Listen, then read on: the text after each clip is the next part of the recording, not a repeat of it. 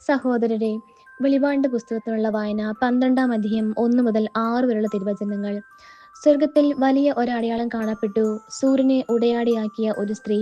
അവളുടെ പാദങ്ങൾക്കടിയിൽ ചന്ദ്രൻ, ശിരസിൽ 12 നക്ഷത്രങ്ങൾ കൊണ്ടുള്ള കിരീടം. അവൾ ഗർഭിണിയായിരുന്നു. പ്രസവവേദനയാൽ അവൾ നിലവിളിച്ചു. പ്രസവക്ലേശത്താൽ അവൾ ഞെരുങ്ങി. സ്വർഗത്തിൽ മറ്റൊരടയാളം കൂടി കാണപ്പെട്ടു.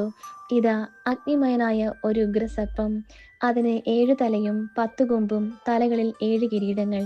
അതിന്റെ വാൽ ആകാശ നക്ഷത്രങ്ങളിൽ 1/3 വാരിക്കൂട്ടി ഭൂമിയിലേക്ക് എറിഞ്ഞു. ആ സ്ത്രീ പ്രസവിക്കുന്ന കുഞ്ഞിനെ വിഴുങ്ങാൻ സർപ്പം അവളുടെ മുമ്പിൽ കാത്തുനിന്നു. അവൾ ഒരാൺകുട്ടിയെ പ്രസവിച്ചു. സകല ജനപദങ്ങളെയും ഇരുമ്പ് ദണ്ടുകൊണ്ട് ഭരിക്കാനുള്ളവനാണ് അവൻ. അവളുടെ ശിശു ദൈവത്തിന്റെയും അവിടുത്തെ സിംഹാസനത്തിന്റെയും അടുത്തേക്ക് സംവഹിക്കപ്പെട്ടു. ആ സ്ത്രീ മരുഭൂമിയിലേക്ക് ഓടിപ്പോയി. അവിടെ 1260 ദിവസം അവളെ പോറ്റുന്നതിന് ദൈവം സജ്ജമാക്കിയിരുന്ന ഒരു സ്ഥലമുണ്ടായിരുന്നു. നമ്മുടെ കർത്താവായ മിശിഹായ്ക്ക് സ്തുതി.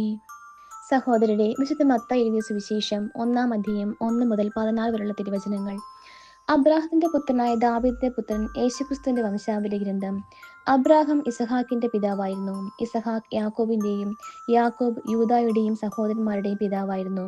താമാറിൽ നിന്ന് ജനിച്ച പേരസിന്റെയും സേറായുടെയും പിതാവായിരുന്നു യൂദ. പേരസ് ഹെസ്രോന്റെയും, ഹെസ്രോൻ ആരാമിന്റെയും പിതാവായിരുന്നു. ആരാം അമിനാദാബിന്റെയും, അമിനാദാബ് നഹ്ശോന്റെയും, നഹ്ശോൻ സൽമോന്റെയും പിതാവായിരുന്നു. സൽമോൻ റാഹാബിൽ നിന്ന് ജനിച്ച ബോവാസിന്റെയും, ബോവാസ് റൂത്തിൽ നിന്ന് ജനിച്ച ഓബദിന്റെയും, ഓബദ് ജസ്സയുടെയും, ജസ്സെ ദാവീദ് രാജാവിന്റെയും പിതാവായിരുന്നു. ദാവീദ് ഊറിയായുടെ ഭാര്യയിൽ നിന്ന് ജനിച്ച സോളമന്റെ പിതാവായിരുന്നു. സോളമൻ റാഹോബവാമിന്റെയും, റാഹോബവാം അബിയായുടെയും, അബിയ ആസായുടെയും പിതാവായിരുന്നു. ആസ യോസഫാത്തിന്റെയും, യോസഫാത്ത് യോറാമിന്റെയും, യോറാം ഓസിയായുടെയും, ഓസിയ യോധാമിന്റെയും, യോധാം ആഹാസിന്റെയും, ആഹാസ് ഹെസക്കിയായുടെയും, ഹെസക്കിയ മനാസയുടെയും, മനാസെ ആമോസിന്റെയും, ആമോസ് ജോസിയായുടെയും പിതാവായിരുന്നു. ബാബിലോൺ പ്രവാസകാലത്ത് ജനിച്ച യാക്കോണിയായുടെയും സഹോദരന്മാരുടെയും പിതാവായിരുന്നു Josiah.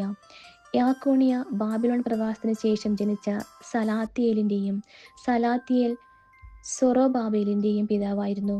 സൊറോബാബേൽ അബിയൂദിന്റെയും, അബിയൂദ് എലിയാക്കിമിന്റെയും, എലിയാക്കിം ആസോറിന്റെയും, Azor സാദോക്കിന്റെയും, Zadok അക്കീമിന്റെയും, Achim എലിയൂദിന്റെയും, എലിയൂദ് എലയാസറിന്റെയും, Eleazar മഥാന്റെയും, മഥാൻ യാക്കോബിന്റെയും പിതാവായിരുന്നു. യാക്കോബ് മറിയത്തിന്റെ ഭർത്താവായ ജോസഫിന്റെ പിതാവായിരുന്നു. അവൾ നിന്ന് ക്രിസ്തു എന്ന് വിളിക്കപ്പെടുന്ന യേശു ജനിച്ചു.